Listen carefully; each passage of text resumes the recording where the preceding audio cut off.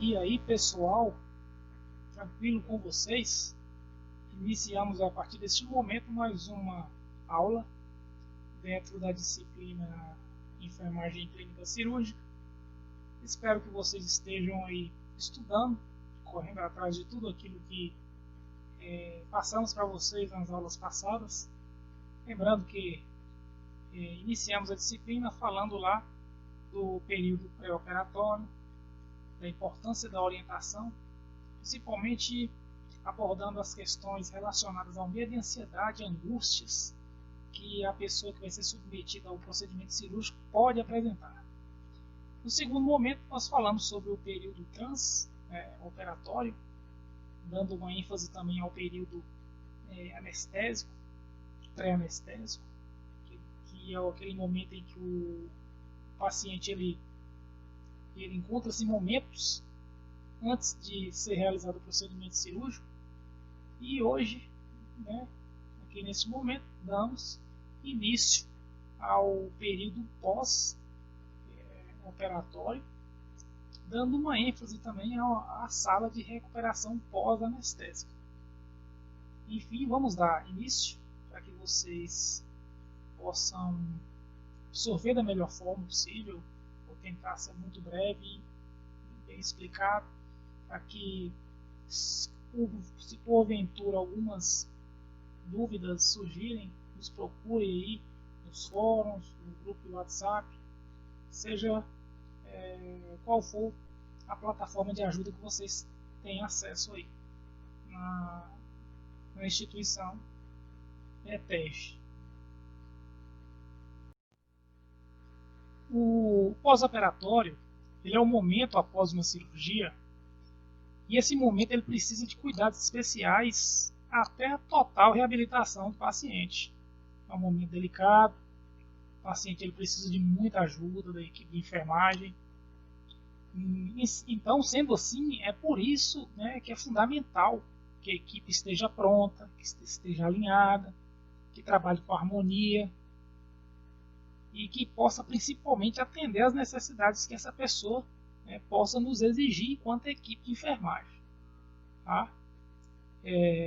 Nesse momento, surgem muitas dúvidas do paciente, do familiar, seja do que for. É importante que nós prestamos esse auxílio no sentido de suprir essa necessidade básica, como principalmente na hora do banho, que surgem muitas dúvidas. Então, é de responsabilidade total da equipe, também a administração dos medicamentos prescritos. A gente tem que estar atento a muita coisa, é um momento muito delicado, tá, pessoal?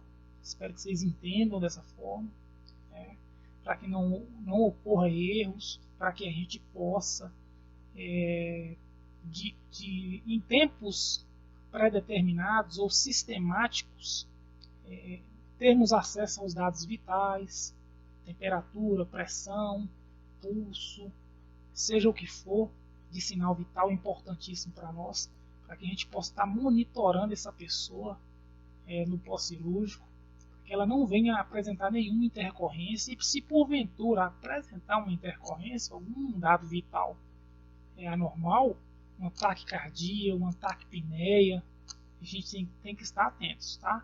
Pessoal, não vou ficar sempre repetindo os termos técnicos, taquicardia, taquipneia, são termos técnicos que vocês têm que estar buscando. Surgiu a dúvida no termo técnico, vai lá no Google, digita lá, taquicardia, aceleração dos batimentos cardíacos, taquipneia, aceleração da respiração.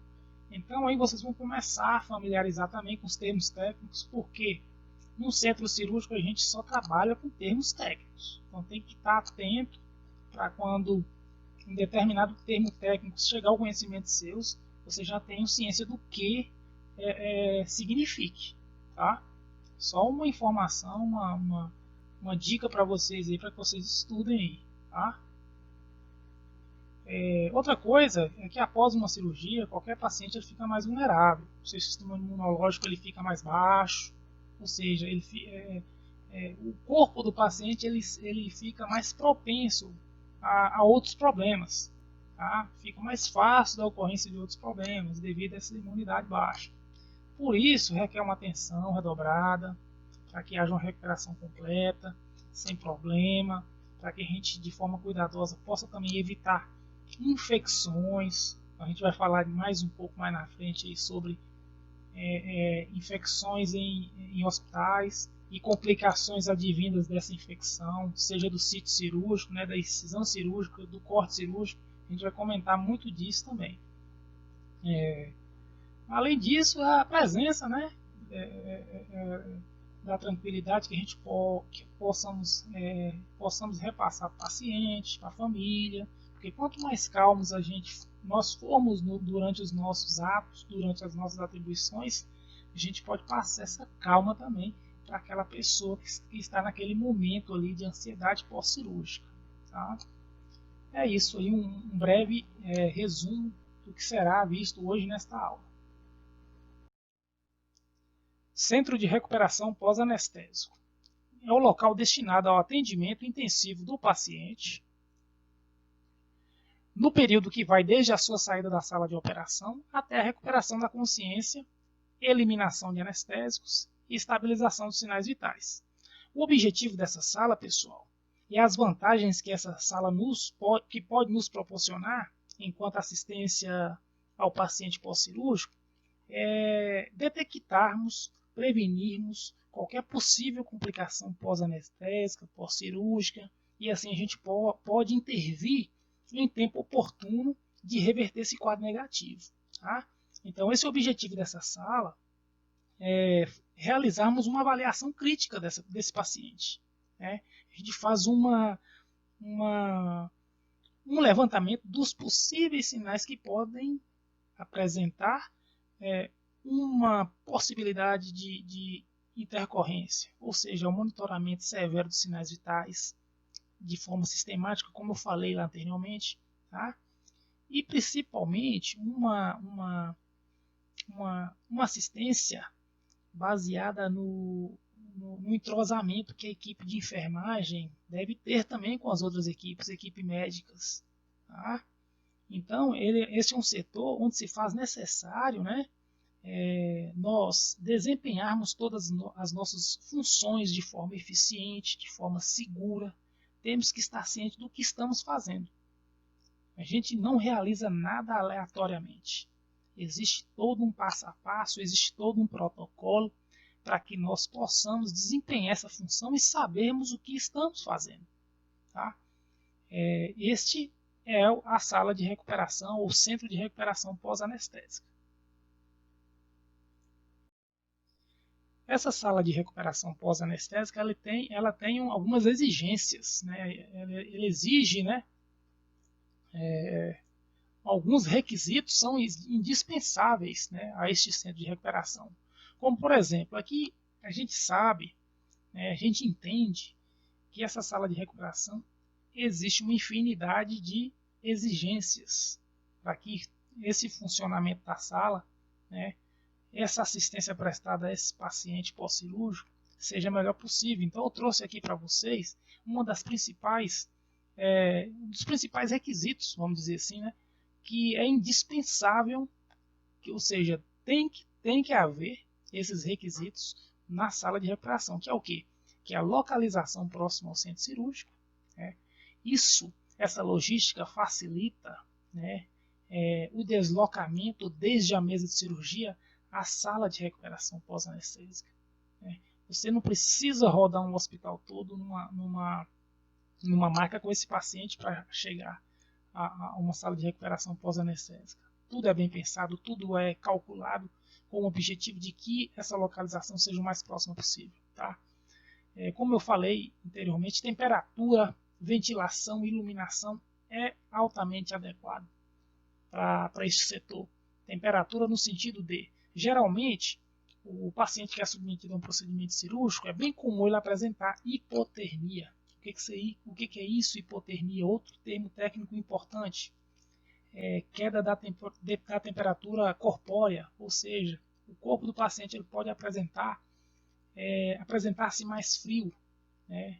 Ele pode também queixar-se de frio.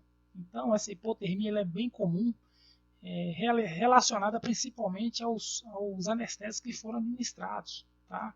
Então, requer uma temperatura agradável ao paciente. Se ele está hipotérmico, né, se ele está sentindo frio, a gente tem que proporcionar um aumento da temperatura desta sala, seja com aquecedor. Da mesma forma, se está muito quente, tem que obter o controle com o ar-condicionado. E a ventilação é importantíssima, porque nenhum paciente, nenhuma pessoa, na verdade, consegue ficar num ambiente totalmente fechado, sem ventilação. Isso pode levar a um quadro de dispneia, principalmente o paciente que sai do pós-cirúrgico, ele está vulnerável, ele está com o sistema imunológico baixo, a gente tem que estar preocupando com essa ventilação.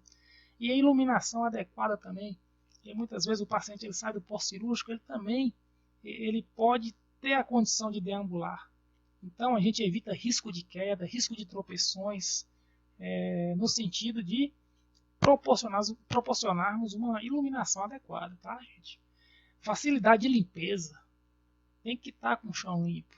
Esse é um princípio básico de qualquer setor, ainda mais de um hospital. Tá? A limpeza ela tem que ser sistematizada. Ela é feita de tempo em tempos, tá? de acordo com o protocolo preconizado pelo hospital. Suficiente espaço, não devendo sua área ser inferior a 25 metros quadrados. Tá? Essa exigência é da Anvisa. Tá? O espaço ele tem que ser suficiente, não devendo ser uma área inferior a esta aí, tá? 25 metros quadrados. Então, pessoal, aqui nós temos mais alguns requisitos indispensáveis, né, ao centro de recuperação pós-anestésica, que os leitos devem estar dispostos de tal forma que os pacientes possam ser vistos de qualquer ângulo do recinto. Isso aqui nada mais é do que o cuidado redobrado nosso. Tá? Não podemos perdermos de vista este paciente. Ele necessita de uma assistência a todo momento, essa é a palavra certa. Portas amplas que permitam a entrada de aparelhos transportáveis. Esses aparelhos podem ser aparelhos de raio-x, anestesia, alguns aspiradores. Então as portas elas têm que ter uma largura que permita que esses aparelhos transitem com a maior facilidade. Fonte de oxigênio permanente, importantíssimo, porque em caso de alguma necessidade de ventilação mecânica, essa fonte de oxigênio ela tem que estar com fácil acessibilidade. Estantes e armários amplos para depósito de medicamentos, materiais cirúrgicos e aparelhos são também outras exigências importantes nesse setor. Finalizando aqui algumas informações que eu trouxe para vocês sobre a sala de recuperação pós-anestésica. Isso aqui que eu trago para vocês é importantíssimo, pessoal. Com relação aos recursos humanos, este é um setor onde se faz necessário profissionais de enfermagem com formação específica para atender os objetivos do atendimento, ou seja, cuidados intensivos ou semi-intensivos. O que eu quero dizer com isso aqui, pessoal? Que o profissional que deseja desempenhar suas funções, trabalhar no centro cirúrgico, trabalhar no hospital, é importantíssimo ele fazer um curso de preparação específica para esse tipo de cuidado. Geralmente os cursos que têm voltado para isso aqui são os cursos voltados para terapia intensiva ou semi-intensiva, que é o cuidado intensivo. O que é o cuidado intensivo? É o cuidado a todo momento, de forma sistematizada, de forma observadora e no sentido de detectar qualquer possível alteração, e dentro desse tempo a gente tem que reverter aquele quadro de complicação o mais breve possível. Tá? Então a capacidade do profissional nesse setor ela é a todo momento exigida. Tá? Quando eu falo para vocês que os profissionais que trabalham no centro cirúrgico a todo momento eles sabem o que eles estão fazendo. Eles não agem de forma aleatória. Há um protocolo a ser seguido. Há uma atribuição toda sistematizada, passo a passo a ser seguido. Seja no momento de estabilidade do paciente, o paciente está passando bem, também é seguido um protocolo. O paciente alterou, complicou, algum sinal vital ali alterou, ele teve uma reação alérgica, alguma coisa, um medicamento. Então, a equipe ela está preparada para todas essas adversidades e não somente nos quadros estáveis que o paciente possa apresentar. Ah, pessoal, uma dica para vocês aí, né? Preparo, responsabilidade nesse setor. Agora aqui a gente traz para vocês um período pós-operatório propriamente dito, né? Que o paciente ele passou pela sala de recuperação pós-anestésica, ocorreu tudo tranquilo, não teve nenhuma alteração, né? E aí nós temos que o conceito geral, né, do que seria um pós-operatório, né? É o período que vai desde o término do ato cirúrgico até a alta hospitalar. O objetivo aqui é restabelecer ao máximo a função fisiológica normal e assegurar sua volta às atividades normais. Evitar complicações e desconforto pós-operatório, tardio e pós-alta. Não se preocupe que a gente vai ver todos esses conceitos mais à frente. O período pós-operatório subdivide-se, né, nesses 3 períodos aí. Pós-operatório imediato, pós-operatório mediato e o pós-operatório tardio, tá? Ou período tardio, pós-cirurgia. O pós-operatório imediato, ele conta-se desde o momento em que a pessoa ela deixou a mesa de cirurgia e vai até 24 horas esse período. Tá? Então, saiu da mesa de cirurgia, conta-se 24 horas. Esse é o período imediato. O pós-operatório imediato, ele é o período que inicia-se quando o imediato termina. O que isso quer dizer? Terminou o imediato, termina que hora? 24 horas depois, não é? Inicia o imediato, que é o quê? Após as 24 horas e vai até 7 dias. Esse seria o imediato. E qual que seria o tardio? O tardio inicia quando o imediato termina. Deu 7 dias, iniciou o tardio. Tá? E esse tardio vai até a alta dele. Deu para compreender aí, né, pessoal? Não tem dúvida, é tranquilo. Tá muito claro isso aí para vocês. Mas qualquer dúvida que tiver, pode perguntar para nós aí nas plataformas que vocês já sabem. Principais complicações pós-cirúrgicas. Aqui, o paciente submetido ao procedimento cirúrgico, ele pode apresentar algumas complicações. Como eu disse para vocês, o nosso objetivo é, neste momento, atenção redobrada. Do ponto de vista das alterações neurológicas, o paciente normalmente não, em algumas situações, eles vão apresentar dor. A gente sabe que a dor ela tem um caráter, ela apresenta um caráter subjetivo. A gente não consegue mensurar a dor de pessoas, né, a dor do paciente, principalmente na região da cirurgia. E isso nos leva a um conflito muito grande, principalmente aquelas pessoas que estão começando a trabalhar na clínica cirúrgica. Será que essa dor realmente ela é suportável? É da cirurgia? É do procedimento cirúrgico normal? Ou está relacionada a uma complicação?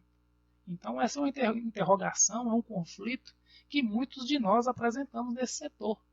Tá? É o que? Não sabermos mensurarmos ou ter noção de que dor é essa que o paciente esteja sentindo.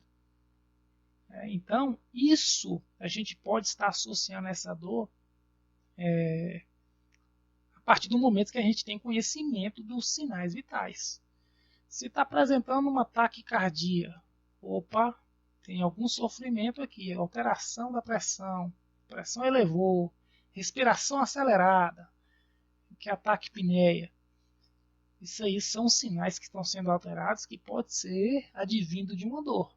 É um sugestivo de que o paciente não encontra-se bem. Tá? Então pode acontecer também cefaleia pós-raquianestesia. Após a anestesia raquidiana, o paciente ele pode apresentar cefaleia, ou seja, um resultado que é uma sintomatologia esperada. paciente também ele pode apresentar sonolência, pessoal. A sonolência é muito comum, tá? E essa sonolência é uma característica muito frequente no paciente cirúrgico. O que a gente pode fazer aí? É avaliarmos essa consciência dele. Né? Estar sempre verificando através de estímulo, através de pergunta. No caso, quando eu falo estímulo, é um estímulo tático. É o quê? Com o dedo indicador, tocarmos ele. Né? No sentido da gente indicar, né, ou sabermos se tem alguma complicação grave. Porque se ele não responder a este estímulo através da fala, através do toque, né, possivelmente é uma complicação. Então a gente tem que estar ciente, né, dessa ocorrência, dessa possível sonolência. Sabemos se essa sonolência ela é uma sonolência normal devido aos anestésicos administrados ou se é uma sonolência no sentido de uma hemorragia interna, por exemplo, né?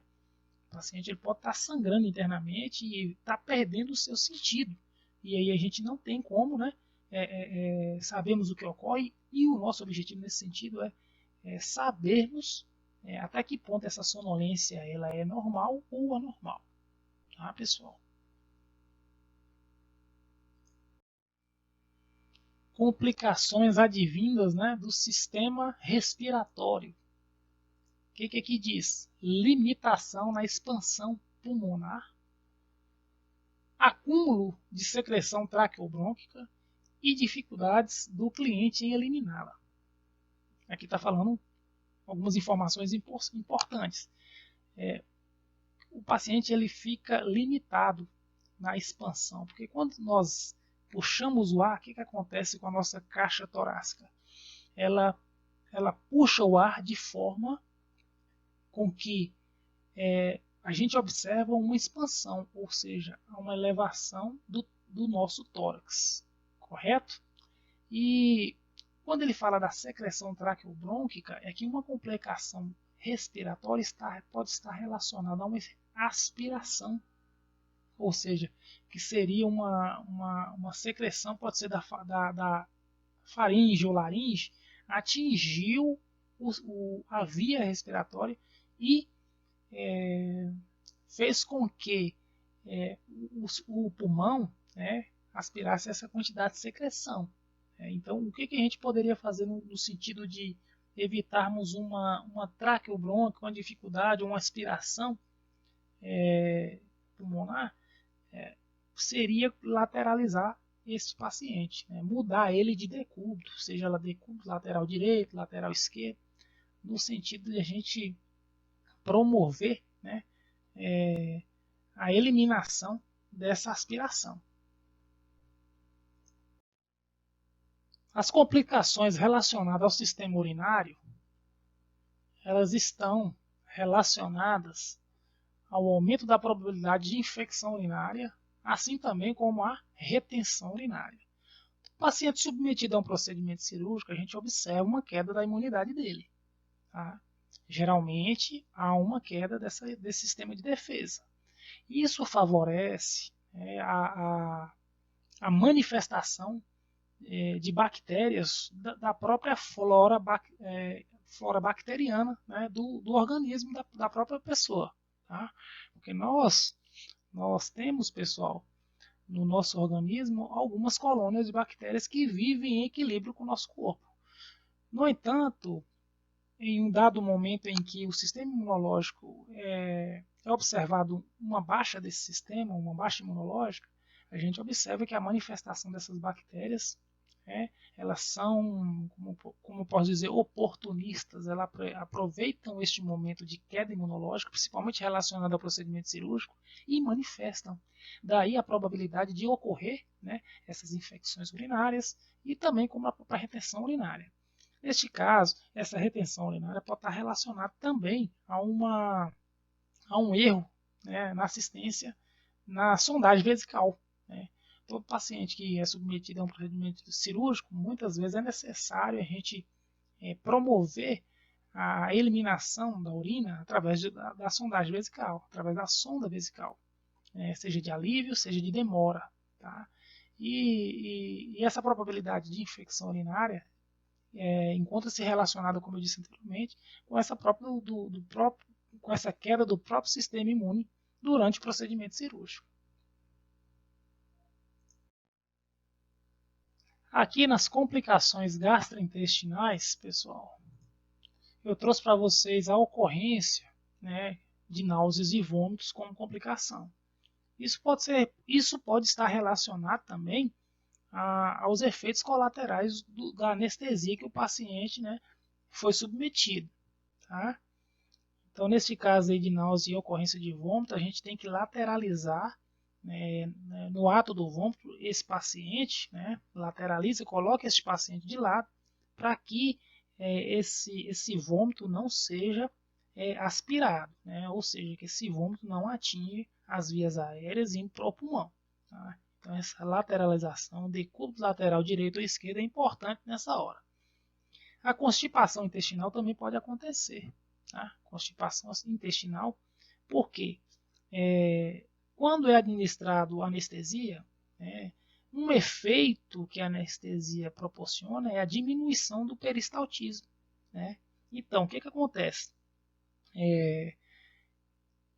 A não ocorrência do peristaltismo, né?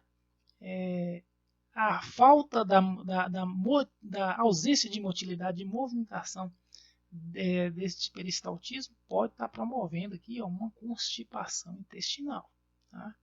E como resultado, pessoal, ocorre uma retenção de fezes, acompanhada pode ter odor, pode ter dor ou não. Né? Então o paciente muitas vezes ele pode relatar uma dor como uma cólica, né? Uma dor que a gente fala muito assim, eles falam muito, uma dor no pé da barriga. Isso é um termo que eles utilizam muito. Então isso pode estar associado ao comprometimento dessa constipação intestinal devido aos anestésicos administrados. Tá?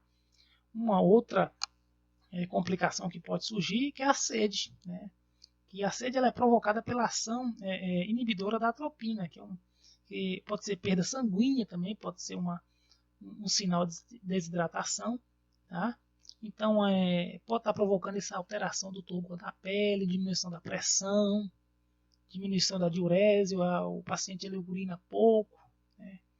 Então, aí o objetivo nosso é manter, né, melhorar a hidratação por via oral, para que essa sede seja combatida e o paciente não venha a queixar-se mais de sede.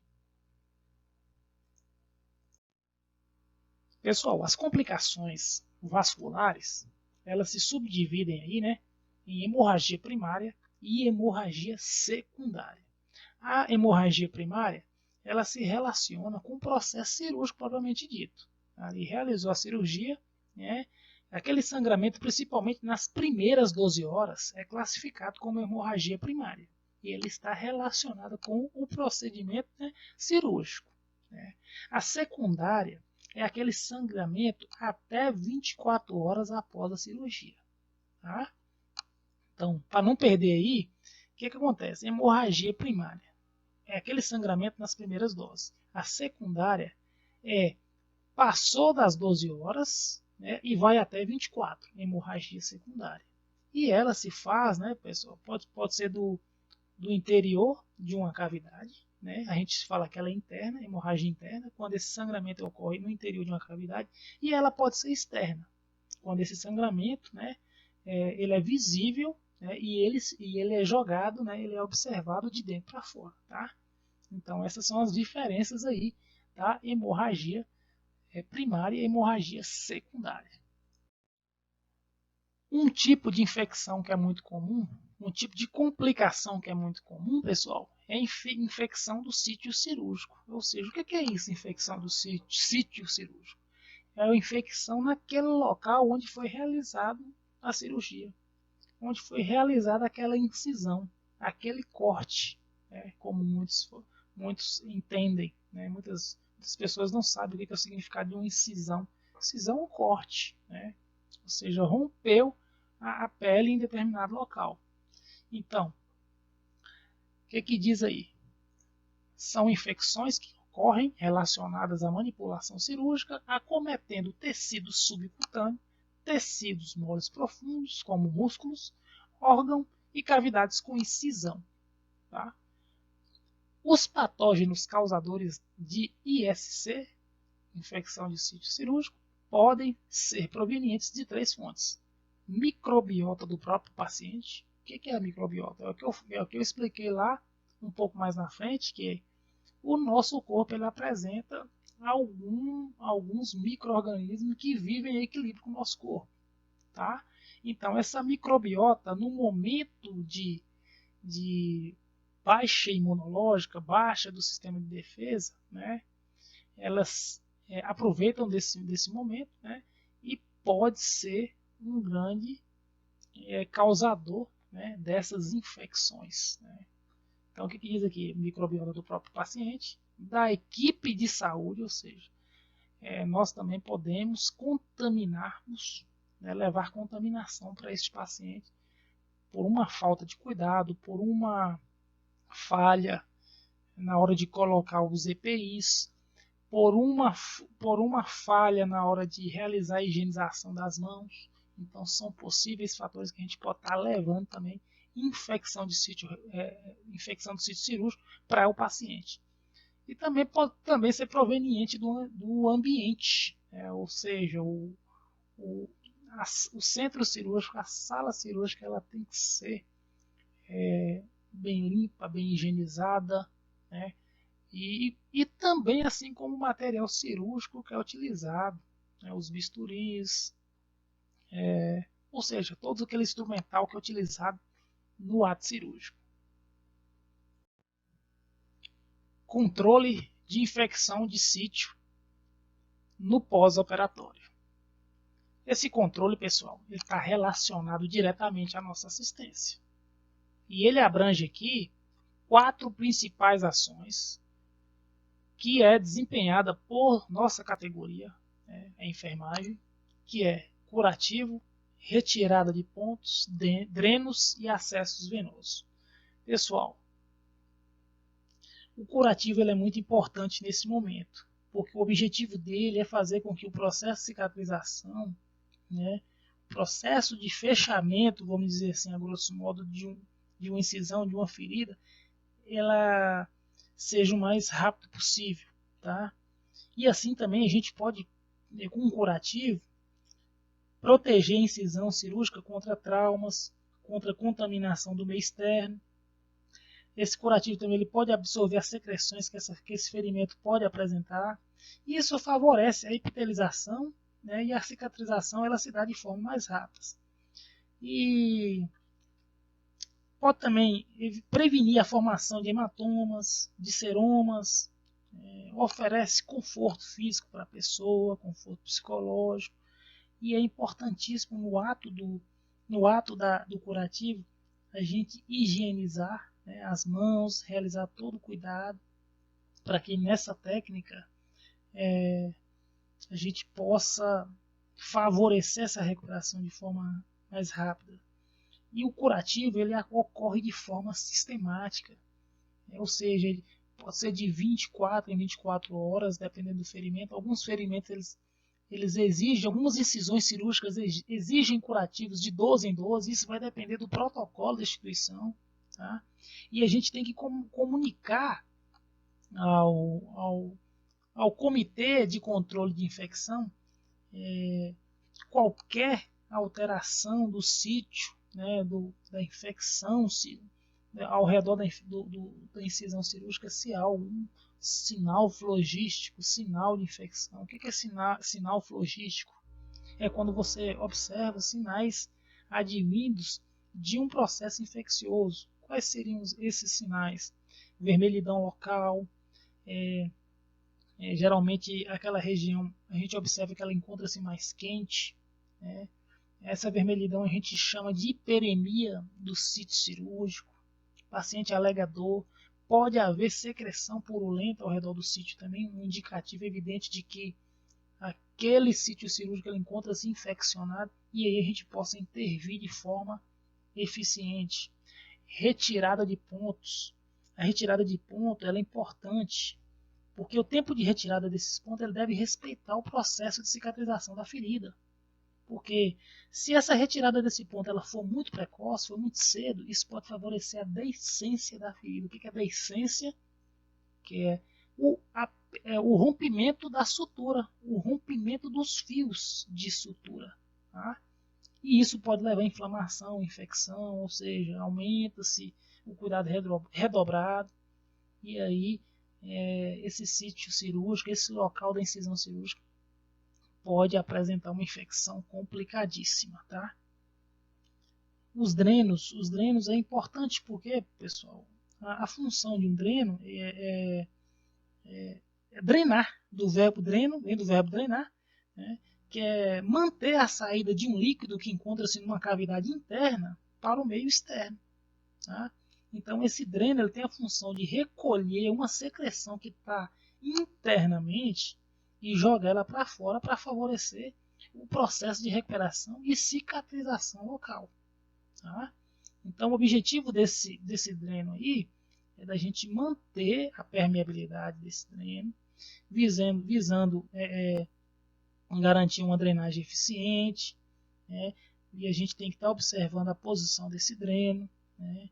Então, a observação, o acompanhamento da enfermagem relacionado ao dreno é importantíssimo. Acessos venosos. Acessos venosos são aqueles acessos em que o paciente ele continua ainda depois do pós-cirúrgico e que ele recebe algumas medicações, principalmente analgésicos, principalmente algum soro. Né? O paciente ele encontra-se necessitando de queixa-se muita, queixa sede, queixa algum débito de volume, né, sanguíneo está baixo, ele recebe soro. Então, muitos de algumas medicações e soros, eles são administrados através dos acessos venosos.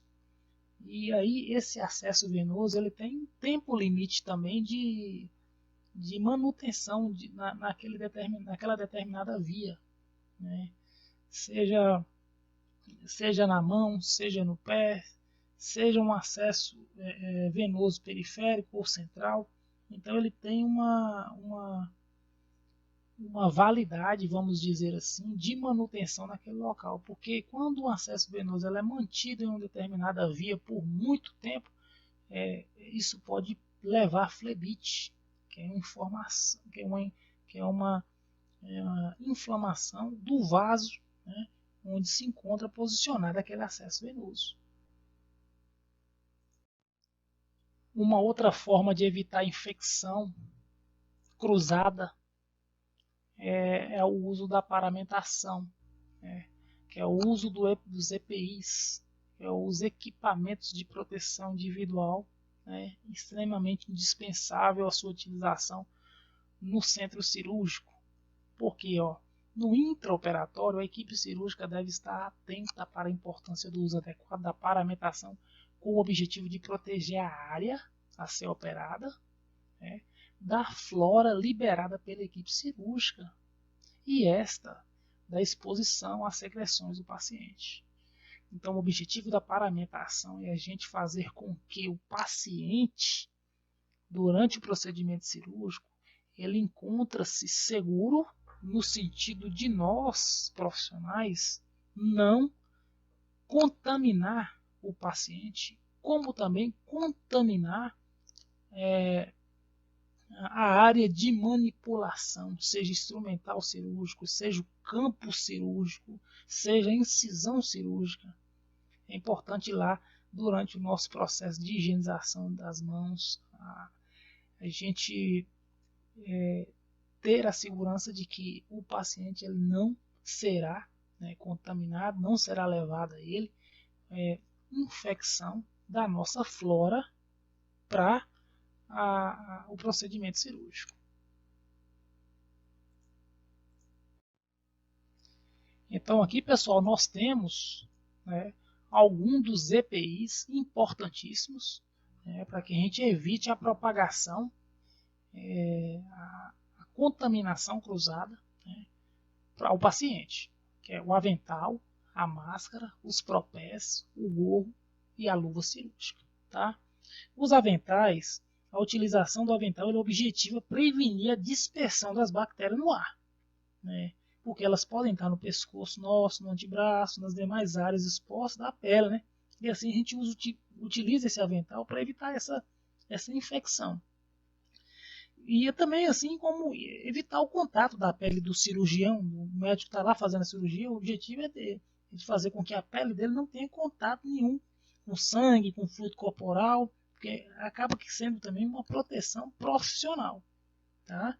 E assim a gente evita, né, uma contaminação durante o procedimento cirúrgico. Então ele também tem uma técnica para ser retirado. Ele deve ser retirado com cuidado para não tocar em locais contaminados após o término de cada cirurgia. Tá? Então existe técnica para colocar, existe técnica para retirar. Para colocar no sentido da gente não contaminar o avental. Para retirar no sentido de não contaminarmos com as secreções, sangue, seja o que for, depois da cirurgia. E aí ela é colocada no hamper, né, como se fosse um cesto, né, de coisas, de roupa suja, né, específico do centro cirúrgico. E aí ele vai ser levado para o expurgo, que é o local destinado a receber esses objetos, essas vestimentas contaminadas. Então é obrigatório a utilização do avental, tá, pessoal? Para nos proteger e também proteger a pessoa. As máscaras, o uso destinado da máscara é relacionado ao risco, né, que se tem na sala cirúrgica, porque a gente protege também a nossa região oral, a nossa região nasal, e após o uso também deve ser retirado de forma cuidadosa para que a gente não contamine. Tá? Os propés, como o próprio nome diz, eles são utilizados nos pés, propés, que é utilizado para prevenir a transferência de micro-organismos através de sapato. E não, não utilizá-los, né, esses propés, como substituto de sapato. Não, porque o risco de contaminação de materiais pérfuro-cortantes pode acontecer. Tá? Então, o uso de sapato fechado é imprescindível durante o ato cirúrgico. Durante o ato cirúrgico, manipula-se muito pérfuro cortante. Então, pode ser que caia um bisturi, ali um acidente ocorra e pode perfurar o pé. Então, ali o calçado, a pessoa coloca um calçado fechado e coloca o próprio pé. Nada dos pés são expostos. Para que não ocorra nenhuma cirurgia, durante a cirurgia, nenhum acidente que possa espetar os pés. E temos também o gorro. Né? O gorro aí, ele reduz a contaminação microbiana do campo cirúrgico proveniente do cabelo, do couro cabeludo. Então é importante cobrir totalmente o cabelo. E também cobrir o pescoço também, né, pessoal? Importantíssimo aí, tá? durante essa ação. As luvas cirúrgicas são diferentes da luva de procedimento. As luvas cirúrgicas elas têm uma técnica de colocação. Porque se colocar de forma errada a luva cirúrgica, você contamina ela. E automaticamente você está contaminando todo o procedimento cirúrgico, né? Se não começar calçando bem uma luva cirúrgica. Então ela tem a função de proteger o paciente das mãos do cirurgião e proteger o cirurgião também do sangue contaminado. Tá? O uso é obrigatório, né? E aí tem a técnica que vocês acredito que no curso ainda vão aprender como é que se coloca isso. E vocês estão aprendendo na matéria agora. E a luva de procedimento, que é a luva que todo mundo conhece, né? Que não é a luva de procedimento, não é utilizada lá durante o ato cirúrgico. É somente a luva cirúrgica, ela é exclusiva de ambiente cirúrgico. Tá, pessoal? Bem diferente.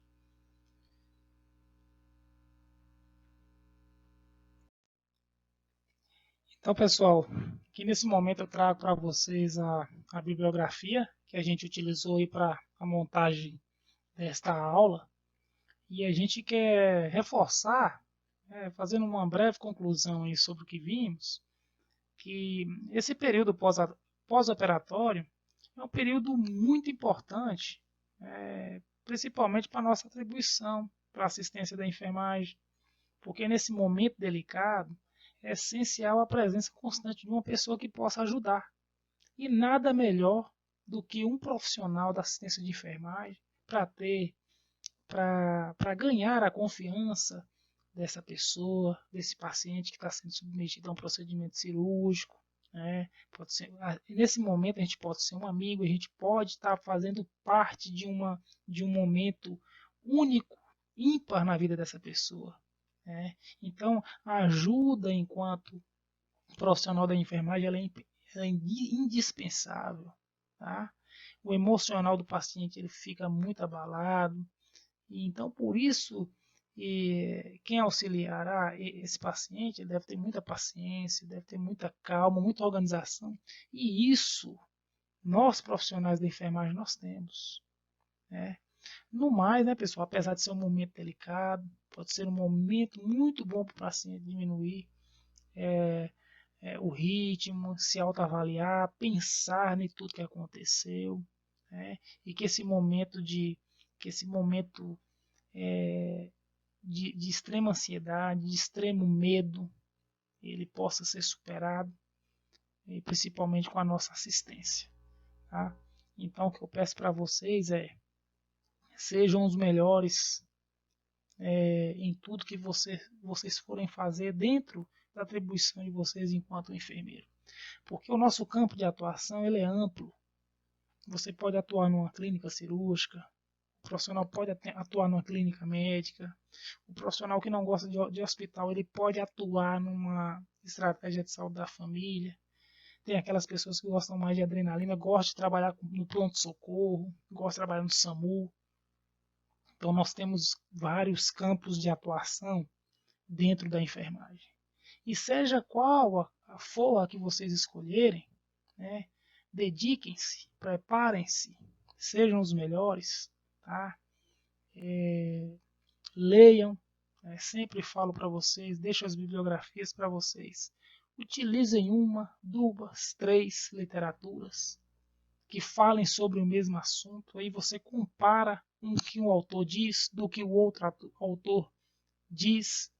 E aí você realiza aquele conflito educativo, aquele conflito bom. Por que esse autor diz isso e aquele outro diz isso também?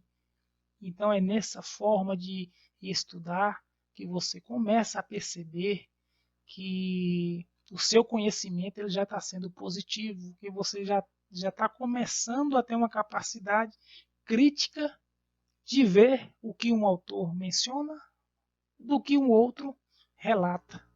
Tá? Essa é a minha dica para vocês. A gente nós nos encontraremos aí nas plataformas, nos fóruns, seja onde for para tirar as dúvidas de você, pessoal. Tá? É isso, até a próxima.